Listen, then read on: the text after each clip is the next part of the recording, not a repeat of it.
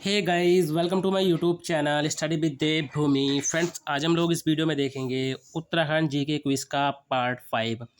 इस वीडियो में आपको उत्तराखंड जीके के 20 मोस्ट इंपॉर्टेंट क्वेश्चन देखने को मिलेंगे जो आपके आने वाले एग्जाम उत्तराखंड पुलिस, लेखपाल पटवारी, बंदी रक्षक पुलिस, फॉरेस्ट गार्ड, उसके अलावा जो भी यूकेपीसीएस के एग्जाम होने हैं उन सभी में ये क्वेश्चन आपकी काफ़ी मदद करेंगे। गाइस, अगर आपको वीडियो अच्छी लगे तो वीडियो को लाइक करें, कमेंट करें, वीडियो अपने दोस्तों के साथ जरूर शेयर करें। तो चलिए ज़्यादा टाइम ना ख़राब करते वीडियो को शुरू करते हैं। तो आज का पहला क्वेश्चन है, चंद वंश के किस राजा को प्रायश्चित राजा कहा जाता है। गाइस, थोड़ा सा से कलर थोड़ा सा चेंज कर लेते हैं। तो चंद वंश के किस राजा को प्रायश्चित राजा कहा जाता है गाइस? तो ये कहा जाता है उद्यान चंद को। किसको कहा जाता है? उद्यान चंद को। ठीक है, अगला क्वेश्चन हो जाएगा, किसके समय में, ठीक है, किसके समय में कठकाली प्रथा की शुरुआत हुई? तो देखिए, कठकाली प्रथा की जो शुरुआत हुई थी गाइस, ये हुई थी भारती चंद के समय में। ठीक है, भारती चंद के समय में जो है कठकाली प्रथा की शुरुआत हुई थी। देखिए, यह है चंद वंश का जो पहला ऐसा राजा था जिसने, जो डोटी का राजा था, ठीक है, याद रखेंगे, जो डोटी का राजा था, ठीक है, उसको कर देने से मना किया था। ठीक है, भारतीय चंद वंश का पहला ऐसा राजा था जिसने डोटी के राजा को कर देने से जो है मना किया था। अब बात करें, देखिए कठकाली प्रथा होती क्या है, इसमें क्या है, लड़की को शादी से पहले जो है अपने घर पर रख सकते थे। ठीक है, जो लड़का पक्ष होता था वो लड़की को अपने घर पर शादी से पहले रख सकते थे। ठीक है, चलिए अगला क्वेश्चन हो जाएगा, निम्नलिखित में से कौन सा कर अनाज के रूप में लिया जाता था? तो देखिए, अनाज के रूप में जो लिया जाता था, ये लिया जाता था बेकर। कौन सा लिया जाता था अनाज के रूप में? बेकर। ठीक है, अगला क्वेश्चन हो जाएगा, किस पुस्तक में कुमाऊं सरकार को दिल्ली सूबे के अंतर्गत दिखाया गया है? तो देखिए, कुमाऊं सरकार को दिल्ली सूबे के अंतर्गत जो दिखाया गया है गाइस, किस पुस्तक में दिखाया गया है? तो आप याद रखेंगे, आईने अकबरी में। ठीक है, आईने अकबरी में। और आईने अकबरी किसकी है गाइस? अबुल फजल की। किसकी है ये पुस्तक? अबुल फजल की। ठीक है, अबुल फजल की आईने अकबरी भी है और अकबरनामा, ये दोनों किसकी हैं? अबुल फजल की। और काफ़ी फेमस पुस्तकें हैं और जीके में भी ये पुस्तकें काफ़ी पूछी जाती हैं। अगला क्वेश्चन हो जाएगा, निम्नलिखित में से किसके अभिलेख की भाषा गढ़वाली है? तो देखिए, निम्नलिखित में से किसके अभिलेख की भाषा जो है गढ़वाली है? तो ये है गाइज जगतपाल का जो अभिलेख है उसकी। ठीक है, अगला हो जाएगा, कब राज्य में सरकारी खजाने के नियंत्रण के लिए डबल लॉक व्यवस्था शुरू की गई थी? तो राज्य में सरकारी खजाने के नियंत्रण के लिए जो डबल लॉक व्यवस्था शुरू की गई थी गाइज, ये शुरू की गई थी 1824 में। ठीक है, और किसने शुरू किया था इसको? ट्रेल ने। ठीक है, जॉर्ज विलियम ट्रेल ने। अब उसके अलावा देखिए, जो ट्रेल थे, ट्रेल के बाद कौन आए थे? स्मिथ। ठीक है, कौन आए थे? Mauchly Smith. और मॉसले स्मिथ के बाद कौन आए थे? गोबान।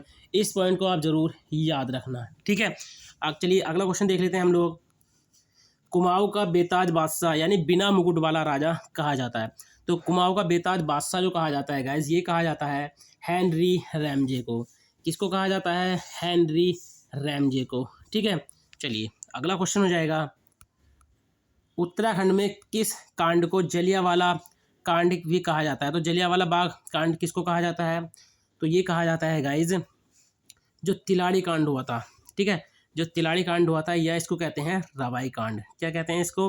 रवाई कांड। ठीक है, और ये किस जनपद से संबंधित है? टिहरी में हुआ था गाइज ये।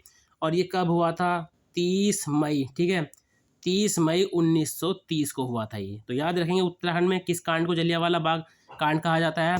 तिलाड़ी कांड को, यानी रवाई कांड को। चलिए अगला क्वेश्चन हो जाएगा, उत्तराखंड में वाणिज्य स्तर पर सेब की खेती कब शुरू हुई?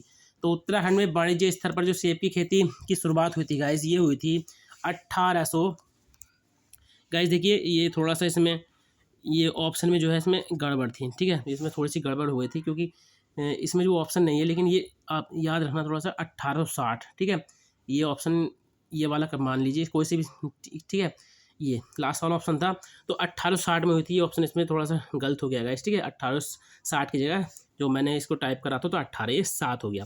तो उत्तराखंड में वाणिज्यिक स्तर पर जो खेत की सेब की खेती शुरू हुई थी 1860 में हुई थी गाइस। ठीक है, चलिए अगला क्वेश्चन हो जाएगा, किसे न्यूटन का बागान कहा जाता है? तो न्यूटन का बागान जो कहा जाता है गाइस, ये कहा जाता है भवाली। ठीक है, जो भवाली है, ठीक है, उसको न्यूटन का बागान कहा जाता है। भवाली कहाँ पर है? नैनीताल में। चलिए अगला है, चौबटिया उद्यान की स्थापना कब हुई? तो चौबटिया उद्यान की जो स्थापना हुई थी गाइस, कब हुई थी? 1869 में, ठीक है। सी ऑप्शन हमारा राइट हो जाएगा। और इसके प्रथम जो अध्यक्ष थे कौन थे? डब्ल्यू क्रॉ, ठीक है। डब्ल्यू क्रॉ जो है इसके प्रथम अध्यक्ष थे। चलिए अगला क्वेश्चन हो जाएगा, किस वर्ष राजकीय उद्यान चौबटिया में हिल फ्रूट्स रिसर्च की स्थापना की गई थी?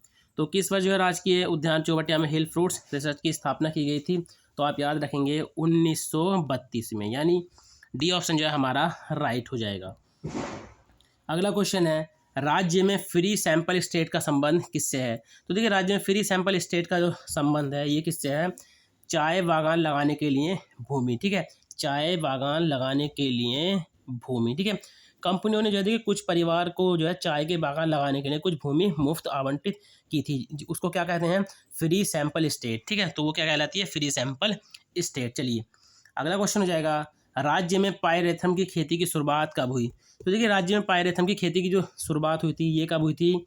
1944 में, ठीक है। कब हुई थी? 1944 में। देखिए जो पायरेथम होता है इसके फूलों से जो है ना मलेरिया की दवाई बनाई जाती है, ठीक है। मलेरिया की जो है दवाई बनाई जाती है। और देखिए 1903 में, याद रखेंगे 1903 में जो है राज्य में जो बेलाडोना है, ठीक है, बेलाडोना की खेती शुरू हुई थी। किसकी खेती शुरू हुई थी? बेलाडोना की।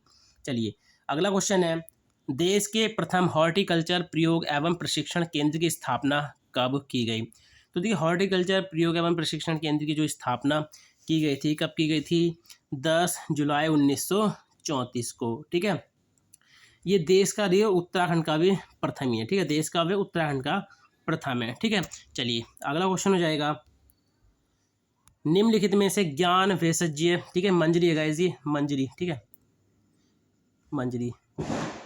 तो ज्ञान भेषज्य मंजरी पुस्तक के लेखक कौन है? काफ़ी फेमस पुस्तक है ये, किसकी है गाइस ये?